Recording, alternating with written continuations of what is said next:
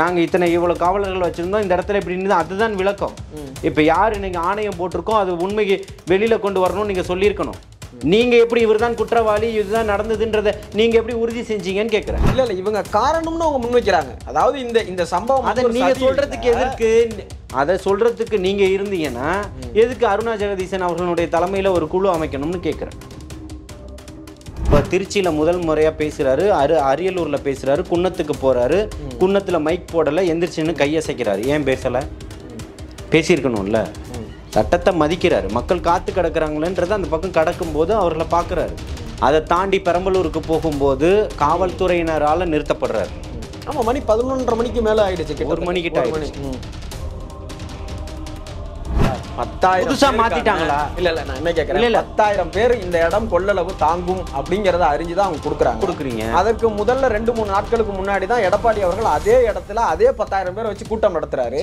அதனால இந்த கூட்டத்துக்கு இந்த இடம் போதும். நீங்க திமுகவுக்கு காசு கொடுத்து கூட்டு வரதையும், அண்ணா திமுகவுக்கு காசு கொடுத்து கூட்டு வரதையும், பாஜகவுக்கு காசு கொடுத்து கூட்டு வரக்கூடிய கூட்டமா தமிழக வெற்றி கழகத்தினுடைய கூட்டத்தை இது நினைக்காதீங்க, எடை போடாதீங்க.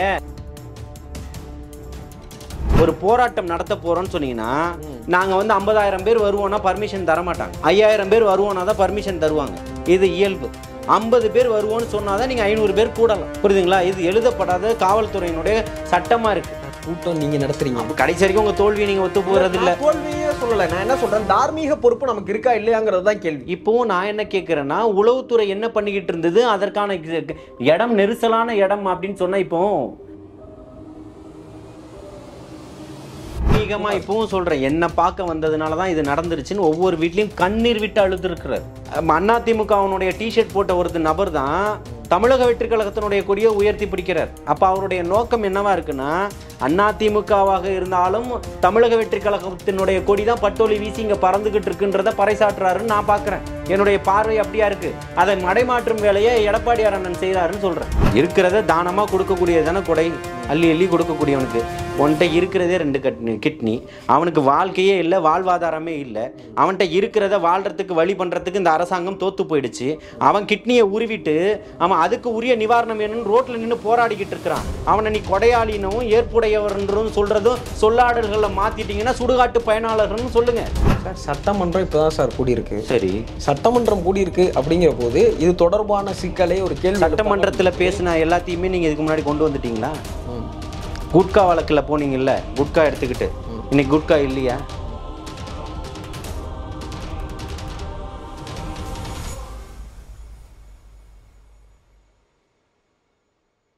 ஜாம்பவான் நேயர்கள் அனைவருக்கும் வணக்கம். நான் உங்கள் கார்த்திக் ராஜா. இன்னைக்கு நம்மோட அரங்கத்தில் யார் இணைஞ்சிருக்காங்க அப்படின்னா, தாவேகாவினுடைய ஆதரவாளர் திரு ஜலீல் அவர்கள். வாங்க அவங்களை சந்திக்கலாம். அண்ணா வணக்கம். வாழ்த்துக்கள். நல்லா இருக்கீங்களாண்ணே? நலமா இருக்கேன்.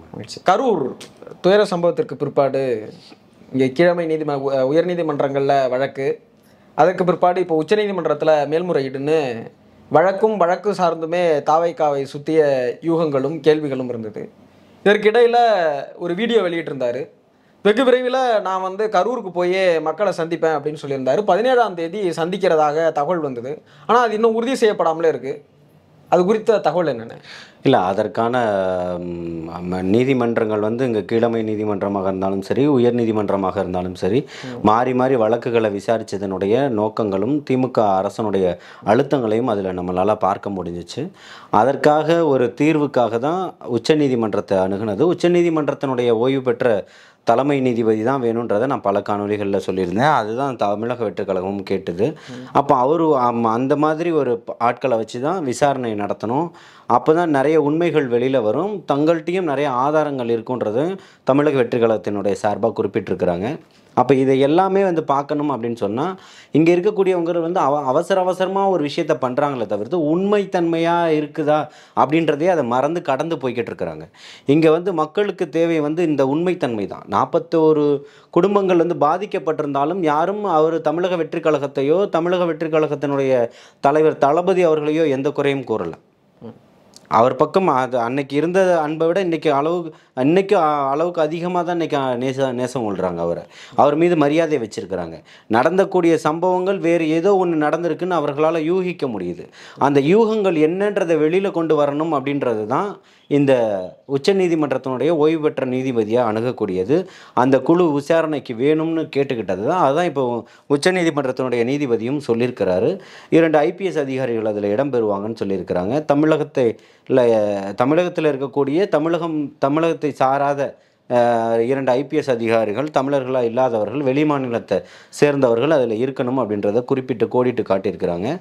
இப்போ இங்கே பலதரப்பட்ட கருத்துக்களையும் காணொளிகளையும் வெளியிட்டுக்கிட்டு இருக்கக்கூடிய காலகட்டத்தில் நேற்று சட்டமன்றத்தில் தன்னிலை விளக்கம் போல் முதல்வர் ஒன்று கொடுத்துருந்தார். அது தேவையற்றது. ஒரு உச்சநீதிமன்றத்தினுடைய நீதிபதியினுடைய ஒரு ஆணை போட்டதுக்கு பிறகு இப்படி ஒரு விளக்கத்தை கொடுப்பது ஏற்புடையதா இல்லை, அது அரசியல் சாசன சட்டத்திற்கும் புறம்பானதும் கூட. அது முதல்வர் அவர்கள் பண்ணணும் அப்படின்னு சொன்னால் சட்டத்துக்குட்பட்டு தான் அவர் பேசியிருக்கிறாருன்னா இன்றைக்கி பேச வேண்டிய அவசியம் இல்லை.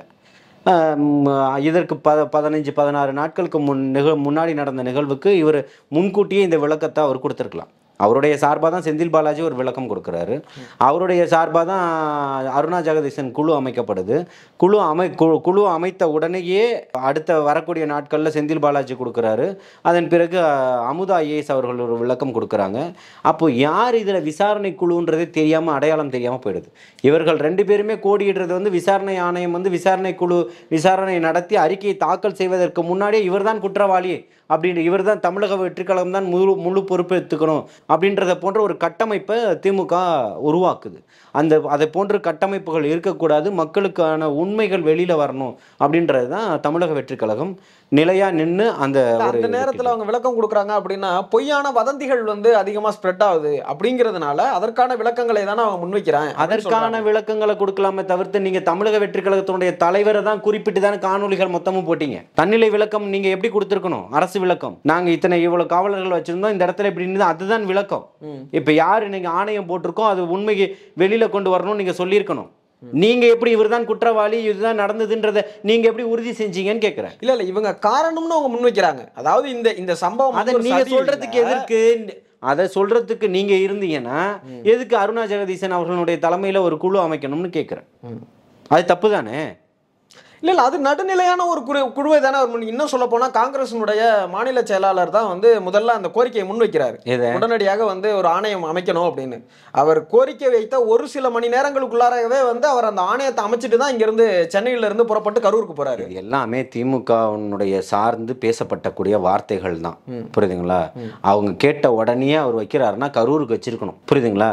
ஏர்கிராஃப்ட் ஷோன்னு ஒன்று நடத்தினாங்க இல்லையா, அதுக்கு வச்சிருக்கணும். புரியுதுங்களா? அண்ணா பல்கலைக்கழகம் செய்யறது எது? அது மத்திய அரசாங்கத்தினுடைய. ஏன் நீங்க வைக்கல? தமிழகத்துல தானே நடந்தது. பொறுப்பாளர்கள் யாரு? நீங்க தானே பொறுப்பாளர்கள். மாநில அரசுக்கும் அதுக்கும் எந்த விதமான தொடர்புமே இல்லையா? மாநில அரசினுடைய கட்டுப்பாட்டில் தானே நடந்துச்சு. சரி, அதுக்கு யார் பொறுப்பு? அப்போ மாநில அரசு மத்திய அரசாங்கத்தை தான் சொல்லணும். சொல்லுங்க குற்றவாளின்னு. ஏன் சொல்லல இத்தனை நாளும்? தன்னடிச்சா ஒரு கூட்டம் கூடுது, அவ்வளவு பெரிய கூட்டம், அதுல இவ்வளவு பேர் இறந்திருக்காங்க அப்படிங்கிறதுக்கு யார் பொறுப்பேற்கிறதுங்கிற கேள்வி வைக்கிறீங்க. அதற்கான முன்னேற்பாடுகளை மாநில அரசாங்கம் செஞ்சிருந்தது. ஆனால் அது குறிப்பிட்ட நேரத்திற்கு தொடங்கி குறிப்பிட்ட நேரத்தில் முடிஞ்ச ஒரு கூட்டம். சரி, அதுல எத்தனை பேர் இறந்தாங்க? இல்ல இங்க இதுல வைக்கக்கூடிய பெரிய சிக்கல் என்ன அப்படின்னா, நீங்க காவல்துறையிட்ட அனுமதி கேட்டிருக்கிறது மதியானம் 3 மணில இருந்து இரவு 10 மணி வரைக்கும். ஆனால் அஃபிஷியல் பேஜ்லையும் உங்களுடைய பொதுச் செயலாளரும் அவர்கள் என்ன சொல்கிறாங்க அப்படின்னா, நாளைக்கு 12 மணிக்கு பேசுவார் அப்படின்னு சொல்கிறாங்க. அப்போ அந்த சந்தேகத்தை தான் அவங்க சொல்கிறாங்க. அவங்க ஏன் அப்படி சொல்கிறாங்க? கரூரில் நாமக்கல்ல 8:45 பேசுவாங்க அப்படின்னு சொல்கிறாங்க. ஆனால் 8:50 தான் அவருடைய வீட்டினுடைய கதவுகளே திறக்கப்படுது. அப்படின்னும் போது திட்டமிட்டே இது ரொம்ப லேட்டாக வராங்களோ அப்படிங்கிற குற்றச்சாட்டை முன்வைக்கிறாங்க. அதுக்காக தான் இந்த குழு வேணும்னு சொல்றது, விசாரணை ஆணையம் வேணும்னு சொல்றது. அப்போ அந்த குழுவில் இதெல்லாம் கேட்பாங்கல்ல, நீங்க ஏன் வீட்டில இருந்து தாமதமா வந்தீங்க அப்படின்றத கேட்பாங்கல்ல. எல்லாத்துக்குமே ஆதாரங்கள் இருக்கு, சும்மா எளிதில் கடந்து போயிட முடியாது எல்லாத்தையுமே. புரியுதுங்களா? அது கொடுக்கறதுக்கு இருக்கு. அவர் நேரடியா கரூருக்கு வராருன்னா கார்த்திக் சொல்லக்கூடியதை நான் ஏத்துக்கிறேன். ஆனால் அவர் அதற்கு முன்னாடி நாமக்கல்ல நிக்கிறாரு. நாமக்கல்ல நின்று பேசும்போது காவல்துறைக்கு தெரியாதா? வானத்துல இருந்து வந்துட்டாங்களா? 3 மணில இருந்து 10 மணி வரைக்கும் அனுமதி இருக்கு. சரி, அதற்குள்ள எப்ப வேணா வரலாம்ன்ற அனுமதி தான் கொடுத்துருக்கீங்க. 7 மணி நேரத்துக்கு நீங்க பண்ணிக்கலாம்னு கொடுத்துருக்காங்களா? அவங்கள நான் கேட்கல. நாங்கள் அஃபிஷியலாக நீங்கள் பேசுகிறீங்க. நான் கேட்குற கேள்வி என்ன அப்படின்னா, உங்களுடைய கட்சி தொண்டர்களுக்கு உங்களுடைய தலைமை அறிவிக்குது 12 மணிக்கு பேசுறாருன்னு. இல்லை, அதுதான் நான் திரும்பவும் சொல்கிறேன். தாமதங்கள் ஏற்பட்டுருச்சு. மொத்தமே 2 மணி நேரம் தாமதம் தான். அவருடைய வாகனம் விமான நிலையத்திலிருந்து புறப்பட்டதுலேருந்து வருவதற்கு தாமதம் ஆயிடுச்சு. அப்போ அந்த கூட்ட நெரிசல்ல சரி பண்ணி தர வேண்டியது யாருடைய பொறுப்பு? சரி, காவல்துறையினுடைய பொறுப்பு இருக்கா? இல்லை. சரி, இல்லை. அதாவது இந்த மாதிரியான ஒரு மாஸ் க்ரௌடை ஒரு 600 சொச்சம் பேர் உள்ள ஒரு காவல்துறை வந்து நீங்க வந்து கட்டுப்படுத்த முடியும் அப்படின்னு நினைக்கிறீங்களா? ஒரு கால் அதற்கு முந்தைய வாரங்கள்ல தான் திரு விஜய் அவர்கள் என்ன பேசியிருந்தாங்க அப்படின்னா, எங்களுக்கு திட்டமிட்டே காவல்துறை நெருக்கடி தராங்க அப்படிங்கிறத பேசியிருந்தாங்க. ஒரே ஒருத்தர் மேல விஜய் வருவதற்கு முன்னாடியே அவங்க தடியடி நடத்தியிருந்தாலும் என்னவாக ஆயிருக்கும் அன்னைக்கு? இல்லை, தடியடி நடத்த வேண்டிய அவசியம் என்ன இருக்கு? வரக்கூடிய கூட்டத்தை நீங்க தடியடியை நடத்தி தான் இந்த கூட்டத்தை வந்து நீங்க கட்டுப்படுத்த முடியுமா சார்? மரத்து மேல ஏறுறாங்க சார். இல்ல நான் கேட்டதுக்கு விளக்கம் எப்படி ஒழுங்குபடுத்துவதுங்க? அவர் வரதுக்கு முன்னாடியே மரத்து மேல ஏறிட்டாங்களா? சரி, நான் இது நல்லா புரிஞ்சுக்கணும் கார்த்திக். இதில் என்னன்னு கேட்டிங்கன்னா, திருச்சியில் முதல் முறையாக பேசுகிறாரு, அரியலூரில் பேசுகிறாரு, குன்னத்துக்கு போகிறாரு, குன்னத்தில் மைக் போடலை, எந்திரிச்சுன்னு கையசைக்கிறாரு. ஏன் பேசலை? பேசியிருக்கணும்ல. சட்டத்தை மதிக்கிறாரு. மக்கள் காத்து கிடக்குறாங்களேன்றது அந்த பக்கம் கடக்கும்போது அவர்களை பார்க்குறாரு. அதை தாண்டி பெரம்பலூருக்கு போகும்போது காவல்துறையினரால் நிறுத்தப்படுறாரு. ஆமா, மணி 11:30 மணிக்கு மேல ஆயிடுச்சு. 1 மணிக்கிட்ட ஆயிடுச்சு. காவல்துறையால நிறுத்துறாரு. ஆமா, நிறுத்துறாங்க. அதை அவர் ஏற்கிறாருல, ஏத்துக்கிட்டு அங்கிருந்து போறாருல. மறுநாள் பகிரங்கமா மன்னிப்பு கேட்கிறாரு. நான் நிச்சயமா வருவேன்றாரு. அதுக்கு அடுத்து வேறொரு ஊர்ல பேச போகும்போது, நாகப்பட்டினத்துல பேசும்போது முதல்ல மன்னிப்பு கேட்டுட்டு திருவாரூர்ல பேசுறதுக்கு முன்னாடி நாகப்பட்டினத்துல பேசும்போது அங்க அந்த மக்களுக்கு வந்து நான் திருப்பியும் பெரம்பலூர் மக்களை வந்து சந்திப்பேன்றதையும் அறிவிப்பும் செய்யறாரு. அவர் கரெக்டா தான் இருக்கிறாரு. நீங்க அந்த இடத்துல தாமதம் ஆயிடுச்சுன்னா, ஒரு இடத்துல தாமதமானா அந்த அடுத்த இடத்துக்கு தாமதமாகுன்றது உங்களுக்கு தெரியும். அவர் இந்த இடத்துக்கு வந்து சேர்வதற்கு 2:35 ஆயிடுச்சு மணி. அந்த வாகனம் வருவதற்கு 2:35 ஆயிடுச்சு. அப்போ உங்க காவல்துறைக்கு தெரியாது அங்க தாமதம் ஆகும்னு சொல்லிட்டு, இங்க இவ்வளவு கூட்டம் இருக்கு, அங்க எவ்வளவு கூட்டம் இருந்துன்ற காவல்துறை, அதாவது ஒட்டுமொத்த கட்சியினுடைய முக்கிய நிர்வாகிகளும் தலைவரும் பொதுச் செயலாளரும் எல்லாருமே இங்க இருக்கிறாங்க நாமக்கல்ல. அந்த இடத்துல இருக்கிறது அதிகபட்சமா காவல்துறை தான் இருக்குது.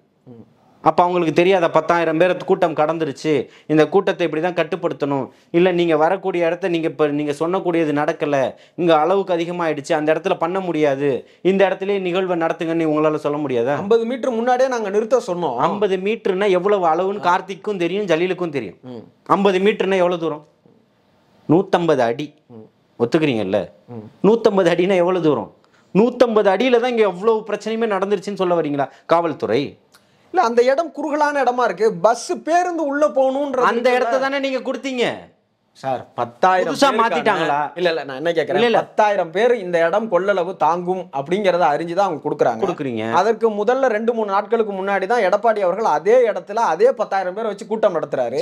அதனால இந்த கூட்டத்துக்கு இந்த இடம் போதும். நீங்க திமுகவுக்கு காசு கொடுத்து கூட்டு வரதையும், அண்ணா திமுகவுக்கு காசு கொடுத்து கூட்டு வரதையும், பாஜகவுக்கு காசு கொடுத்து கூட்டு வரக்கூடிய கூட்டமா தமிழக வெற்றி கழகத்தினுடைய கூட்டத்தை இது நினைக்காதீங்க, எடை போடாதீங்க.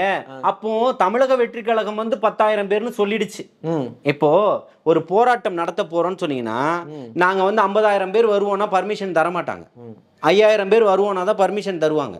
இது இயல்பு. 50 பேர் வருவோம்னு சொன்னாதான் நீங்க 500 பேர் கூடலாம். புரியுதுங்களா? இது எழுதப்படாத காவல்துறையினுடைய சட்டமா இருக்கு. நான் பல போராட்டங்களை நடத்தியிருக்கேன். இதே வள்ளூர் கோட்டத்தில், சென்னையில் சேப்பாக்கத்தில், ராஜரத்ன ஸ்டேடியத்துக்கிட்ட, எக்மூர்ல, கலெக்டர் அலுவலகம் பக்கத்தில், இப்படி பல இடத்துல பல ஆண்டுகள் போராட்டம் நடத்தியிருக்கேன். 15 பேர் இருப்போம், 50 பேர் இருப்போம், 30 பேர் இருப்போம், 100 பேர் இருப்போம், 200 பேர் இருப்போம். நீங்கள் குறிப்பிடுறது அவ்வளோதான் இருக்கணும். நீங்கள் 50 பேர்னு சொல்லிட்டு 500 பேர் வந்துடலாம். 500 பேர் வரணும்னு சொல்லி 500 பேர்னு தரக்கூடாது. இது இருக்குது. நான் என்ன சொல்கிறேன், தமிழக வெற்றி கழகத்தை சார்ந்தவர்கள் 10,000 பேர்னு கொடுத்துட்டாங்க. உளவுத்துறை தூங்கிக்கிட்டு இருக்கா? அவங்க மாற்றியே சொல்லிட்டாங்க. இல்லை, அவங்க கணித்ததுக்கு மேலே கூட்டம் வந்துருச்சு, நான் ஒத்துக்கிறேன். உளவுத்துறையினுடைய வேலை என்ன? கண்காணிக்கிறது தானே. அவங்க ஏன் கணிக்க மறந்துட்டீங்க சார்? கூட்டம் நீங்க நடத்துறீங்க, அப்ப கடைசி வரைக்கும் உங்க தோல்வியை நீங்க ஒத்து போறது இல்ல. தோல்வியே சொல்லல, நான் என்ன சொல்றேன், தார்மீக பொறுப்பு நமக்கு இருக்கா இல்லையாங்கிறது தான் கேள்வி. இப்போ நான் என்ன கேட்கிறேன்னா, உளவுத்துறை என்ன பண்ணிக்கிட்டு இருந்தது, அதற்கான இடம் நெரிசலான இடம் அப்படின்னு சொன்னா, இப்போ கூட்டம் எல்லா இடத்துலயுமே இருந்திருக்கு. திருச்சியில மரக்கடையில இல்லாத கூட்டமா? அந்த இடம் நெருக்கடி இல்லாத இடமா? சொல்லுங்க. எவ்வளவு நெருக்கடியான இடம். அதே போன்ற இடம் தானே இதுவும். அங்க பேசும்போது எந்த பிரச்சனையுமே, உள்ள நடந்த பிரச்சனைகள் என்னன்றதை இங்க கூர்ந்து கவனிக்கக்கூடிய விஷயமா இருக்கு. இல்ல அதுக்கு நீங்க விசாரணை ஆணையம் கேட்கறீங்க. அதுதான் விசாரணை ஆணையம் கேட்கிறேன். போறீங்க. அதுல எங்களுக்கு எந்த விதமான நான் என்ன கேட்கறேன் அப்படின்னா, ஒரு தார்மீக பொறுப்பை இவங்க ஏன் எடுக்கிறதுக்கு தயங்குறாங்கங்கிற கேள்விதான் எல்லாரும். தார்மீகமா இப்பவும் சொல்றேன், என்ன பார்க்க வந்ததுனாலதான் இது நடந்துருச்சுன்னு ஒவ்வொரு வீட்லயும் கண்ணீர் விட்டு அழுது இருக்கிறார். ஒவ்வொருத்தர் குடும்பத்தாரும் போட்ட வீடியோக்கள் இருக்கு, காணொலிகள் இருக்கு. ஏதோ இன்னைக்கு நான் வந்து ஒரு விஷயத்தை புனையப்பட்டு சொல்லிட்டு கடந்து போயிட முடியாது. எல்லாமே இன்னைக்கு சாட்சிகளா உட்கார்ந்து இருக்கு இணையத்துல. புரியுதுங்களா? எல்லாத்தையுமே எடுத்து பார்த்துக்கலாம். 41 குடும்பம், 41 குடும்பத்தையும் எல்லா தனியார் தொலைக்காட்சிகளும் எடுத்து போட்டிருக்கிறாங்க. உண்மைதானே? மறுக்கிறீங்களா கார்த்திக்? உண்மைதானே? நடந்த சம்பவம் உண்மைதானே? அப்போ எல்லா இடத்துலையும் நான் என்னாலதான் நடந்துச்சு, ஒட்டுமொத்த 41 குடும்பத்தையும் தத்தெடுக்கணும் வரைக்கும் பேசுறாரு. அப்ப பொறுப்பு இல்லைன்னா அவர் ஏன் தத்தெடுக்கிறார்? ஆனா எனக்கு உச்சநீதிமன்றத்துல என்கிட்ட வந்து வேற ஒரு செய்தி சொல்லி தான் கையெழுத்து வாங்கினாங்க. அந்த குழந்தைய அவர் வந்து பார்க்கவே இல்லை அப்படிங்கிற செய்தியும் ஊடகங்கள்ல பேசப்படுது. அவங்க 2 பேர் யார் எனக்கு தெரியாமலே என் பேர்ல வந்து வழக்கு நடக்குதுங்கிற ஒரு விஷயமும் வந்திருக்கு. அது தமிழக வெற்றி கழகத்தை அவங்க பிளைம் பண்ணியிருக்காங்களா, குற்றம் சாட்டியிருக்காங்களா? இல்லையே. வேற யாரோ ஒரு கட்சிக்காரர் தானே சொல்றாங்க. அதுக்கும் தமிழக வெற்றி கழகத்துக்கு எந்த சம்பந்தமும் இல்லையே. அந்த கட்சிக்காரர் தான் சொல்றாரு பிள்ளையார் சொல்லி போட்டாச்சு. யார் அவங்க சொல்லலாம், 1000 சொல்லலாம். பிள்ளையார் சொல்லி போட்டாச்சுன்னு சொல்லலாம், நேரா வீட்டுக்கே வந்துட்டாருன்னு கூட சொல்லலாம். அது அவருடைய விருப்பம். புரியுதுங்களா? ஒரு மூத்த அரசியல்வாதியா இருக்கிறாரு, முன்னாள் முதல்வரா இருக்கிறாரு, இன்னைக்கு பிரதான ஒரு எதிர்கட்சி தலைவரா இருந்துகிட்டு இப்படி போன்ற பேச்சுக்களையும் சொல்லாடல்களையும் கையாளக்கூடாதுன்றது என்னுடைய கருத்தா இருக்கு. அதையும் வந்து இப்ப தலைமை கழகத்துல இருந்து ஏன் மறுக்க மாட்டேங்கிறாங்க? இப்போ நேத்து நீங்க வந்து பாத்தீங்கன்னா மிகப்பெரிய ஒரு கூட்டத்தை நீங்க திரட்டி வச்சிருக்கீங்க. அந்த கூட்டத்துல உங்களுடைய ஆட்கள் தான், அதிமுகவினுடைய டிஷர்ட் போட்ட ஒரு நபர் தான் தமிழக வெற்றி கழகத்தினுடைய கொடியை உயர்த்தி பிடிக்கிறார். அப்ப அவருடைய நோக்கம் என்னவா இருக்குன்னா, அதிமுகவாக இருந்தாலும் தமிழக வெற்றி கழகத்தினுடைய கொடி தான் பட்டோலி வீசி இங்க பறந்துகிட்டு இருக்குன்றத பறைசாற்றுறாருன்னு நான் பாக்குறேன். என்னுடைய பார்வை அப்படியா இருக்கு. அதை மடைமாற்றும் வேலையை எடப்பாடியார் அண்ணன் செய்யறாருன்னு சொல்றேன். அப்ப கூட்டணிக்கு போக மாட்டீங்க? இல்லை, இப்போ விக்கிரவாண்டி வி சாலையில் நடந்த முதல் மாநாடுலேயே அவர் பிரகடனப்படுத்தி இருக்கிறாரு. கொள்கை என்ன, கொள்கை எதிரிகள் யாரு, அரசியல் எதிரிகள் யாருன்னு. பாசிசவாதிகளோடு ஒருபோதும் கூட்டணிக்கு இடம் இல்லைன்னு சொல்லியிருக்கிறாரு. பாசிசவாதிகளோடு நேரடியாகவோ மறைமுகமாகவோ கூட்டணி இல்லைன்னு சொல்லியிருக்கிறாரு. மறைமுகமான புரியுது அவங்களுக்கு? அதிமுகவில் தான் நாங்கள் இருக்கோம், நாங்கள் வந்து இதில் இல்லைன்னு சொன்ன விளக்கம் கிடையாது. திமுக வந்து பாஜகவோட கூட்டணி இருக்கும்போது விடுதலை சிறுத்தைகள் கம்யூனிஸ்டுமே கூட உட்காந்து திமுகவோட கூட்டணி வச்சுக்கிட்டு அப்போ என்ன விளக்கம் கொடுத்தாங்கன்னா, நாங்கள் பிஜேபியோட கூட்டணி சேரலை, திமுகவோடு தான் கூட்டணி சேர்ந்துருக்கோம், இது கொள்கை கூட்டணி அல்ல, தேர்தல் கூட்டணின்னு சொன்னாங்க. இந்த மாதிரி சொல்லாடல்கள் எல்லாமே பயன்படுத்திப்பாங்க. அதாவது இப்போது மாசு அவர்கள் இன்னைக்கு சட்டசபை இதில் ஒன்று பேசியிருக்காரு, சட்டமன்றத்தில் ஒன்று பேசியிருக்கிறாரு பார்த்தீங்களா? உறுப்பு தானம், அந்த கிட்னி விளக்கு பேசும்போது யார் திருட்டுக்காக அப்படிங்கிற ஒரு கேள்வியை முன்வைக்கும் போது அவருக்கு ஒரு பதில் சொல்லியிருக்கு. கொடையாளர். யார் கொடையாளன்? கொடையாளி என்பது யார் கார்த்திகோட பார்வையில்? தானாக முன்வந்து கொடுப்பது தான் கொடை. கொடை அள்ளி அள்ளி கொடுக்கறது தான் கொடுக்குறவனுக்கு பேர் கொடை. தானாக இருக்கிறத தானமாக கொடுக்கக்கூடியது தானே கொடை. அள்ளி அள்ளி கொடுக்கக்கூடியவனுக்கு. உன்கிட்ட இருக்கிறதே 2 கிட்னி, அவனுக்கு வாழ்க்கையே இல்லை, வாழ்வாதாரமே இல்லை, அவன்கிட்ட இருக்கிறத வாழ்கிறதுக்கு வழி பண்ணுறதுக்கு இந்த அரசாங்கம் தோற்று போயிடுச்சு. அவன் கிட்னியை உருவிட்டு அவன் அதுக்கு உரிய நிவாரணம் வேணும்னு ரோட்டில் நின்று போராடிக்கிட்டு இருக்கிறான். அவனை நீ கொடையாளினவும் ஏற்புடையவர்ன்றதும் சொல்கிறதும் சொல்லாடல்களை மாற்றிட்டீங்கன்னா சுடுகாட்டு பயனாளர்கள்னு சொல்லுங்க. வந்துக்கிட்டு இருக்கிறாங்க சுடுகாட்டு பயனாளர்கள்னு சொல்லுவீங்களா நாளைக்கு? காமெடியா இல்லையா உங்களுக்கே? சொல்லும்போது இதெல்லாம் எழுதும்போது சிரிச்சிரு இல்லையா உங்களுடைய ரைட்டர்லாம்? நீங்களே எழுதிடுறீங்களா எல்லாத்தையுமே? உங்களுக்கு யார் எப்பேற்பட்ட அறிவுகளை பூத்துறாங்கன்னு தான் எங்களுக்கு தெரியல. மூளை திடீர்னு வளர்ந்துருச்சான்னு எங்களுக்கு தெரியல. மக்கள் இன்னைக்கு இருக்கக்கூடிய பிரச்சனைகளை வந்து எண்ணில் அடங்காத பிரச்சனைகள் இருக்கு. மக்கள் பிரச்சனை என்னன்றதை விட்டுட்டு ஒரு உச்ச நீதிமன்றத்தினுடைய ஓய்வு பெற்ற நீதிமன்ற தலைமையில், நீதிபதியினுடைய தலைமையில் ஒரு குழு அமைக்கணும்னு ஒரு உச்ச நீதிமன்றத்தினுடைய நீதிபதி அமைக்கிறாரு. அதற்கு பிறகு நீங்கள் வந்து ஒரு தன்னிலை விளக்க அறிக்கை கொடுக்குறீங்க அப்படின்னு சொன்னால் இது எவ்வளோ மாறுபட்ட கருத்து. ஏன் வெளியுறவு முதலீட வெளிநாட்டு அயல்நாட்டு முதலீடுகளை ஈர்க்கிறதுக்கு போயிட்டு வரும்போது எல்லாருமே வெள்ளை அறிக்கை கொடுங்கன்னு கேட்டது அது மரபல்லன்னு சொன்னார். இது கடந்த காலங்களில் எடப்பாடியார் போகும்போது இவர் மட்டும் எப்படி கேட்டார்ல, வெள்ளை அறிக்கை கொடுப்பதற்கு தயாராக இருக்கீங்களா, வெள்ளை அறிக்கை கொடுங்கன்னு கேட்டார். இப்போ எப்படி மரபு இல்லாமல் போச்சு? அப்போது ஒரு நீதிபதி அமைக்கிறாங்கன்னா நீங்கள் எதுக்கு அவசரப்பட்டு நீங்கள் ஒரு விளக்கம் கொடுக்குறீங்க? அப்போ தொடர்ச்சியாக தமிழக வெற்றி கழகத்தை நீங்கள் வந்து தமிழக வெற்றி கழகத்திற்கு இன்னும் நன்மதிப்பு அதிகமாகிடுச்சுன்றதை உங்களால் உணர முடியுது. அதனால நீங்கள் அதனுடைய பேரை கெடுக்கணும்னு ஒரு முடிவில் இருக்கீங்க. அதற்காக நீங்கள் தன்னிலை விளக்கமாக ஒன்று கொடுத்துக்கிட்டு தன்னைத்தானே தான் தலையில் மண்ணை வாரி போட்டுக்கிட்டு இருக்கிறீங்கன்னு நான் சொல்கிறேன். சார், ஒரு நாட்டில் நடந்திருக்கக்கூடிய ஒரு மிகப்பெரிய துயர சம்பவம். துப்பாக்கிச்சூடும் இதே மாதிரி தான் வந்து நமக்கு தூத்துக்குடி துப்பாக்கிச்சூடும் நடந்தது. அது குறித்த கேள்விகளும் சட்டமன்றத்தில் எழுப்பப்பட்டுச்சு. இன்னும் சொல்லப்போனால் தமிழ்நாட்டை பொறுத்த வரைக்கும், அதாவது மாநிலங்கள் வாரியாக மொழிவழி மாநிலமாக பிரிக்கப்பட்டதுக்கப்புறம் மாநிலத்தினுடைய உச்சபட்ச மன்றம் சபை அப்படிங்கிறது சட்டமன்றம். சட்டமன்றத்தில் இது விவாதிக்கவே கூடாது அப்படின்னு சொல்றதை எப்படி எடுத்துக்க முடியும்? நான் விவாதிக்க கூடாதுன்னு நான் சொல்லலை. நீங்கள் ஏன் மடைமாற்றம் பண்ணுறீங்கன்னு தான் கேட்குறேன். உச்சநீதிமன்றத்தில் ஒரு குழு அமைச்சாச்சு, உங்களுடைய குழு விசாரிக்கக்கூடாது, உங்களுடைய எஸ்ஐடி விசாரிக்கக்கூடாதுன்றதை ரத்து பண்ணுறாங்க. அப்போ நீங்கள் திரும்பவும் எதுக்கு ஒரு விளக்கம் கொடுக்குறீங்க? சார், சட்டமன்றம் இப்போ தான் சார் கூடியிருக்கு. சரி, சட்டமன்றம் கூடியிருக்கு அப்படிங்கிற போது இது தொடர்பான சிக்கலை ஒரு கேள்வி சட்டமன்றத்தில் பேசின எல்லாத்தையுமே நீங்கள் இதுக்கு முன்னாடி கொண்டு வந்துட்டீங்களா? குட்கா வழக்கில் போனீங்கல்ல, குட்கா எடுத்துக்கிட்டு இன்னைக்கு குட்கா இல்லையா? சென்னையில் இல்லை, தமிழ்நாட்டில் கிடைக்கலையா? கார்த்திக்கு தெரியாதா கிடைக்குதா? திரும்ப ஒன்று தான் கேட்குறேன். இது சட்டமன்றத்தில் விவாதிக்கப்பட்டது, தான் சட்டை கிழிக்கப்பட்டது அப்படிதானே சொன்னாரு. வழக்கு இருந்தது, தடை செய்யப்பட்ட பொருளை எடுத்துட்டு வந்துட்டீங்க. இன்னைக்கு அந்த தடை செய்யப்பட்ட பொருள் கிடைக்குதா இல்லையா? இதுக்கு கார்த்திகினுடைய பதில் என்ன? கிடைக்குது இல்ல. அபிஷியலா தடை செய்யப்பட்ட பொருள். அப்போ அன்அபிஷியலா வித்துக்கலாம் திமுக ஆட்சியில். அது குறித்து நம்ம இப்போ எனக்கு ஒரு ஆதாரம் கிடைக்குதுன்னா நான் தெரிவிச்சு அவங்க அதை வந்து அவங்க அரெஸ்ட் பண்ணல அப்படின்னா நம்ம அது குறித்து பேசலாம். இப்ப நான் என்ன கேட்கிறேன், தெருல இருக்க எல்லா கடையிலும் வித்துக்கிட்டு இருக்காங்க. ஒரு குட்காவையும் ஒரு 41 பேர், அததான் சொல்றேன், ஒரு குட்காவுக்கு கொடுக்கப்பட்டத ஒரு மரியாதை 41 உயிர்களை ஏன் நீங்க இப்படி மாத்துறீங்க? அதை மடைமாற்றம் செய்றீங்க. இருக்கக்கூடிய மக்கள் அத்தனை பேரும் ஏதோ ஒரு சதி நடந்திருக்குன்றதா கரூர் மக்களுடைய கருத்தா இருக்கு. ஆதாரங்கள் இருக்கு. நான் ஏதோ ஜலீல் சொல்லிட்டு கடந்து போயிடல, அத்தனைக்கும் ஆதாரங்கள் இருக்கு. அப்ப கரூர் மக்களுடைய மனசுக்கும் அந்த வேதனைக்கும் நீங்க மதிப்பளிச்சிருக்கணுமா இல்லையா? அப்ப அந்த நடந்த சம்பவம் என்ன அப்படின்றத அரசு உத்து நோக்கி இருக்கணுமா இல்லையா? நீங்க அடிச்சு கொண்டு வந்து ஒட்டுனீங்களே பேனர் கரூர் மாவட்ட திமுக, அதுதானே மிகப்பெரிய அதிர்ச்சியா இருக்குது. அரசு தானே நடத்திக்கிட்டு இருக்கு அத்தனையும். எங்க இருந்து கரூர் மாவட்டத்தினுடைய திமுக வந்தது? எல்லாத்துலயும் ஒரே மாதிரி ஸ்டிக்கர் ராத்திரி 2 மணிக்கு 3 மணிக்கு எப்படி ஒட்டப்பட்டது? இப்பவும் சொல்றோம், நிறைய சந்தேகங்கள் இருக்கு, நிறைய ஆதாரங்கள் இருக்கு.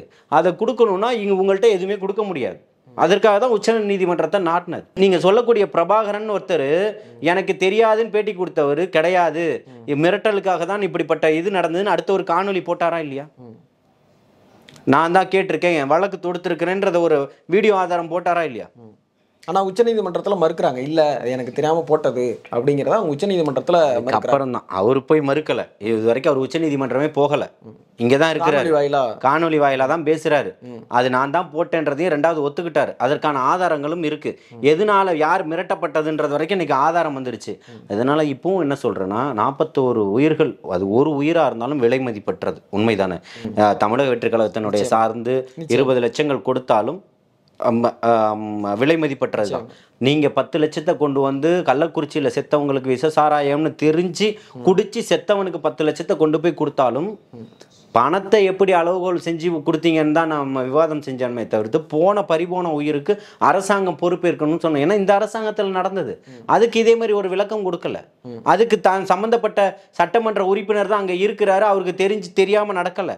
ஏதோ அன்னைக்கு மட்டும்தான் புதுசாக காட்சி விற்கல, தொடர்ச்சியாக நடந்துகிட்டு இருக்கக்கூடிய சம்பவங்கள் தான் இது. பேர் பல்வேறு மாவட்டங்களில் பல்வேறு இடத்துல நடந்துகிட்டு இருக்கு தொடர்ச்சியாக இந்த மாதிரி சம்பவங்கள். உங்களால் கட்டுப்படுத்த முடியலைன்றத சொல்றோம். அதே போல நீர்த்து போயிடக்கூடாது, இதுவும் காணல் நீராக கடந்து போயிடக்கூடாது அப்படின்றதுக்கு தான் உச்ச நீதிமன்றத்தினுடைய கதவுகள் தட்டப்பட்டிருக்கு. கரூர் எப்போ போவார் சார் உங்களுடைய தலைவர்? கரூருக்கு போவதற்கான எல்லா வேலைகளுமே நடந்துகிட்டு இருக்கு. நீங்க பார்த்துருப்பீங்கன்னு நினைக்கிறேன். ஒரு 2 இடங்கள் தேர்வு செய்யப்பட்டிருக்குது. அதுல எந்த இடம்ன்றது முடிவான பிறகு தேதி முறைப்படி அறிவிக்கப்பட்டு இந்த வாரமாக இருந்தாலும் இருக்கலாம், கூடிய சீக்கிரம் போறாரு, நிச்சயமாக சந்திக்கிறார். அரங்கத்திற்கு வந்து உங்களுடைய கருத்துக்களை பகிர்ந்துட்டீங்க. நன்றி. வாழ்த்து. நன்றி.